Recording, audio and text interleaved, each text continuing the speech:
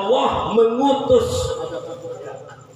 dia Nabi Muhammad SAW yang diutus untuk seluruh manusia, seluruh alam, manusia, jin, Arab, wal ajam, semuanya.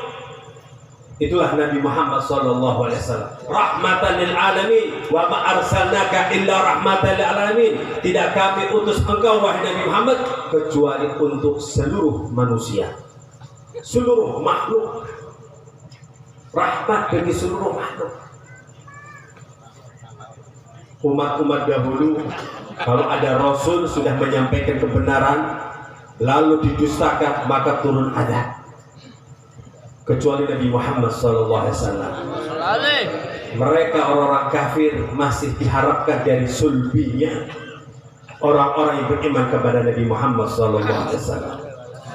Lahirlah Ikrimah dari Abu Jahal, lahirlah Abdullah dari Abdullah bin Salul, dan lahir orang-orang yang tadinya pembangkang musuh-musuhnya Nabi, tapi kemudian menjadi orang-orang yang beriman. Ini berkat rahmatnya Nabi Muhammad SAW. Dan inilah ma'rifat kepada Rasul, iman dan yakin bahwa Nabi Muhammad SAW diutus untuk seluruh alam. Liyudhirahu wajah bil huda wa bil haq liyudhirahu ala dini kullih walau kana musyrikun. Datang Nabi Muhammad dengan petunjuk, membawa wahyu yang Allah Ta'ala turunkan, dan tidak ada satupun yang Nabi Muhammad simpan, tidak ada.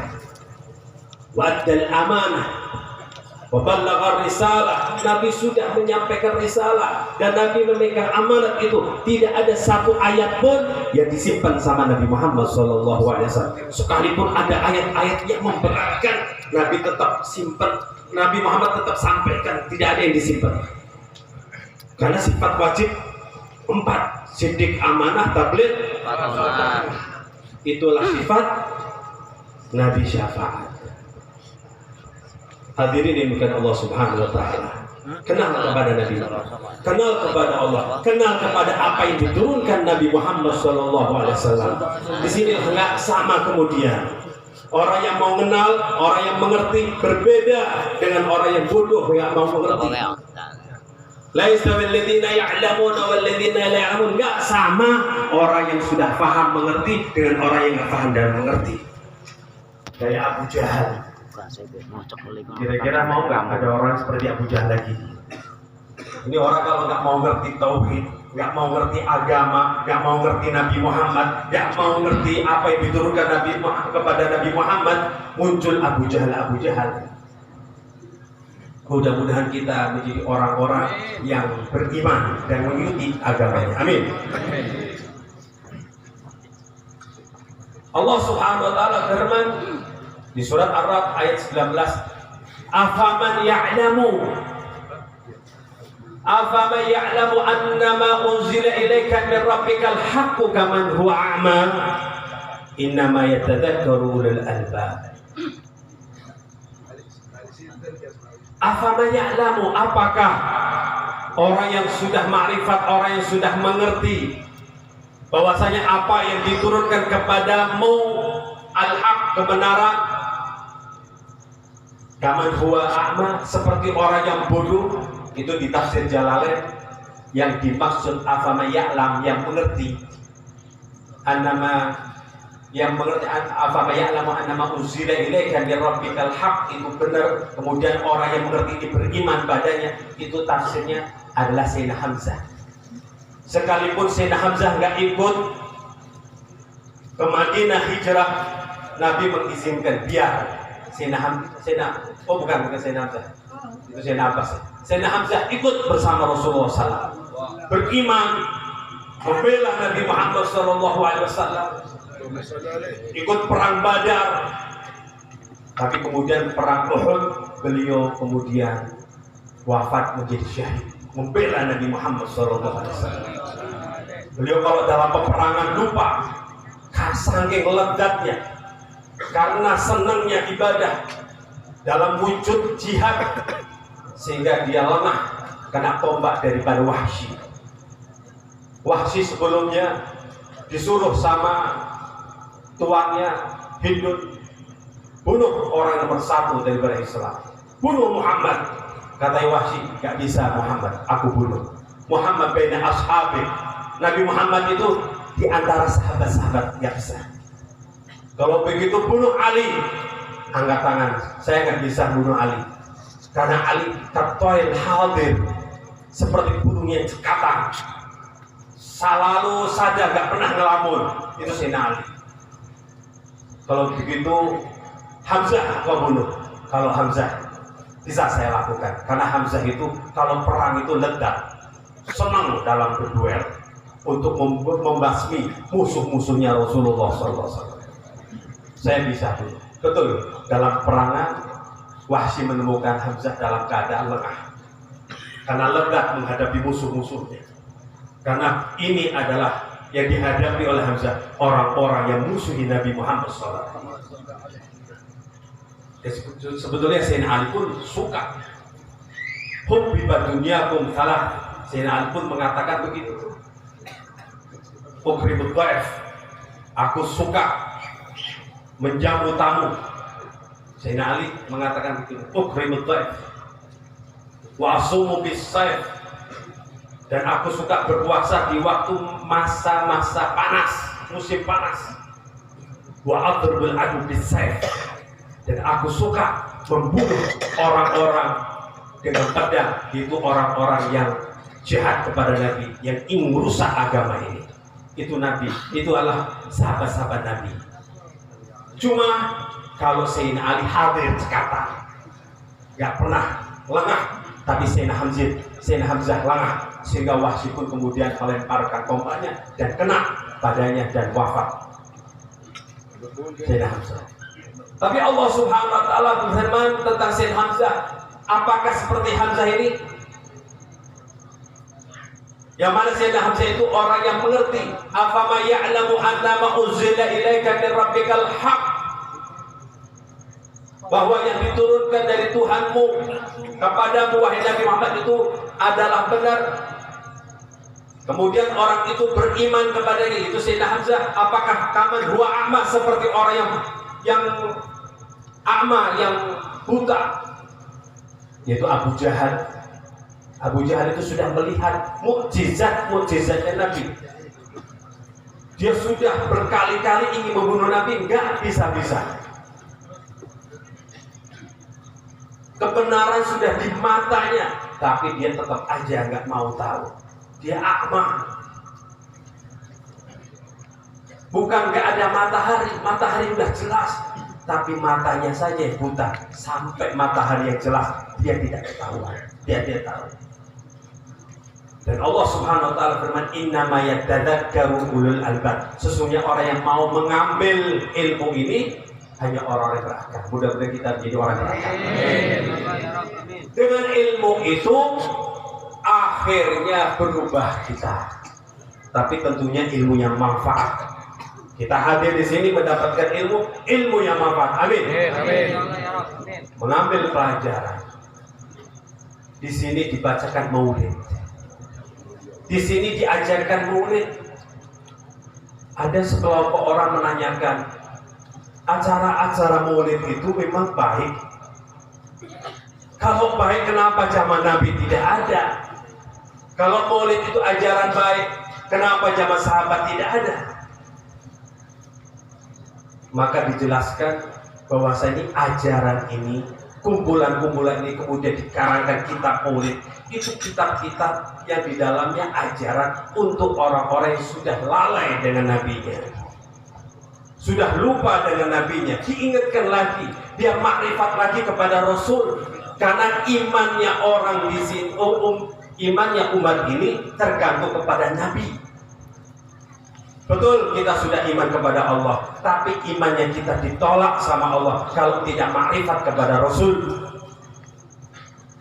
Sehingga akidah khamsin itu semuanya Allah dan Rasul. Sifat istri 20, mustahilnya 20 menjadi berapa? 40. Tambah 1, jaiznya berarti 1. Kurang berapa? 9. Apa itu 9? 4 wajib Rasul. Dan mustahilnya berarti total 49 tambah sifat jaiznya Rasul. Total 50. Ini jangan mantuk-mantuk dengar-dengar dok ngaji. Serius ini. Serius betul. Masalah hati soalnya, keyakinan. Yang menimbulkan ketakwaan ini di sini, tauhidnya ini. Apalagi sekarang serangan-serangan yang luar biasa tentang akidah. Memang yang dibawa tauhid. Tapi tauhid yang mana? Kalau kita nggak dibekali ilmu, kita nggak bisa jawab. Dan banyak saudara-saudara kita udah kena arus itu, tenggelam dan laut, hanyut. Dikasih pertanyaan itu saja kadang nggak bisa jawab.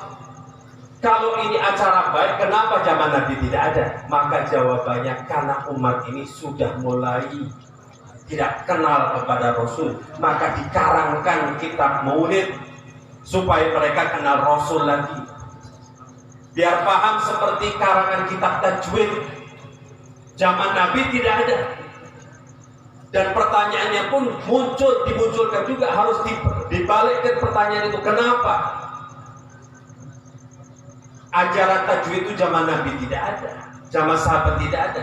Kalau ajaran tajwid itu memang benar, adanya TPQ, ada Iqra jilid 1, ada berapa. Kalau itu baik, kenapa zaman Nabi kok tidak ada? Kenapa sahabat-sahabat nggak ikut belajar tajwid? Memang Nabi SAW bersabda, apabila nun mati atau tanwin bertemu dengan huruf itu dibaca idhar atau kutubu jatin, dibaca qalqalah. Memang ajaran Nabi mengajarkan begitu. Maka ajaran tajwid gak perlu diajarkan zaman Nabi, karena Quran turun kepada Nabi, diajarkan oleh sahabat, mereka ahli tajwid. Gak perlu ada ajaran tajwid, gak perlu dikenalkan karena mereka sudah kenal, sudah mengerti, paham tentang tajwid. Justru kaidah-kaidah itu muncul ngambil dari bacaan-bacaannya mereka, dijadikan hujjah buat mereka. Demikian juga sahabat tabi'in, tabi'in, mereka nggak perlu belajar, mereka fasih, mereka Quran. Qulubuhum masahifuhum, hati mereka itu Quran. Kita baca tadi qulubuhum masahifuhum, dalam riwayatnya qulubuhum anajiluhum, hati mereka Injil, pemahamannya mereka, kitabnya mereka. Mereka kuasai ilmu Quran, bacaan Quran, wahyu turun, Nabi SAW kemudian menyampaikan, sahabat-sahabat menerima itu bacaan dengan bacaan yang didengarkan Nabi langsung. Jadi nggak perlu ada ajaran tajwid karena ahli tajwid mereka. Begitu umat itu sudah jauh, bacaannya sudah jauh dari bacaan Nabi, jauh dari bacaan sahabat yang menerima dari Nabi, atau tabi'in yang menerima dari tabi'in, dari sahabat, maka muncul ajaran tajwid. Cuma anehnya kok nggak dibid'ah-bid'ahkan, kok nggak disesat-sesatkan. Tidak dikatakan apakah ini ajaran sesuai dengan ajaran Nabi. Kalau ini benar, tentunya zaman Nabi ada. Tapi kenapa kok tidak dipermasalahkan? Begitu maulid dipermasalahkan. Padahal sama. Begitu umat itu sudah tidak sama zaman Nabi, tidak sama dengan zamannya sahabat tabi'in, maka dikarangkan kitab maulid. Dan kita alhamdulillah mau menerima dan tidak mempermasalahkan. Alhamdulillah kemudian kita mendengar siapa itu Nabi Muhammad, dan kemudian kita tambah cinta dengan Nabi Muhammad. Shallallahu alaihi Nabi Muhammad. Bukan selalu menanya-nanyakan. Dan Nabi SAW sudah menyampaikan pesan. Jangan sampai kita banyak suka tanya, dikafratis soal dengan banyak-banyak tanya seperti Bani Israel dulu suka tanya-tanya. Ikuti ulama, sudah selesai. Alhamdulillah. Kita ini nggak ngarang-ngarang sendiri. Saya mau tanya, Maulid Nabi Muhammad SAW, kita ngadakan dengan cara kita atau ngikuti ulama? Ngikuti ulama, sudah halas. Alhamdulillah kedatangan para habaib, kedatangan para kiai, maulidnya sama, bacaannya sama, dan ternyata bukan di Indonesia saja, ini bacaan maulid di dunia, di Yaman, di mana-mana. Bahkan kita mendapat berita di daerah yang luar biasa, di daerah non muslim, mereka baca maulid Nabi Muhammad SAW. Alhamdulillah kebanyakan ini ahli sunnah wal jamaah. Mereka orang-orang Asy'ari. Memang orang banyak mengatakan ahli sunnah yang mana? Yang mau maulid Nabi Muhammad SAW adalah orang-orang yang betul-betul mengikuti tauhid, yang punya akidah yang benar, betul-betul percaya kepada Allah, mengerti Rasulullah, mengerti apa yang diturunkan kepada Rasulullah dengan pemahaman ayat, pemahaman asbabun nuzul, hukum-hukum yang benar. Mereka punya ulama, mereka punya rujukan, dan alhamdulillah mereka mayoritas. Dan Al-Habib Abdullah Al-Hajjaj di dalam kitab Nasruddiniyah, yang kelompok yang benar adalah kelompok Sawadul A'dham yang mayoritas, dan mayoritas ini adalah pada ahli sunnah wal jamaah. Dan ahli sunnah pun yang mayoritas adalah Al-Asy'ariyun. Ini adalah kenikmatan yang besar yang harus kita syukuri dan perlu kita rayakan semacam ini. Tidak ada sesuatu yang perlu dipertanyakan. Acara-acara semacam ini acara tasyakuran kita memperingati maulid Nabi Muhammad dan kita umatnya, dan mudah-mudahan umat ini mendapat syafaat dari Allah. Amin ya rabbal alamin. Mungkin ini saja yang dapat saya sampaikan, kurang lebihnya saya minta maaf. Wassalamualaikum warahmatullahi wabarakatuh.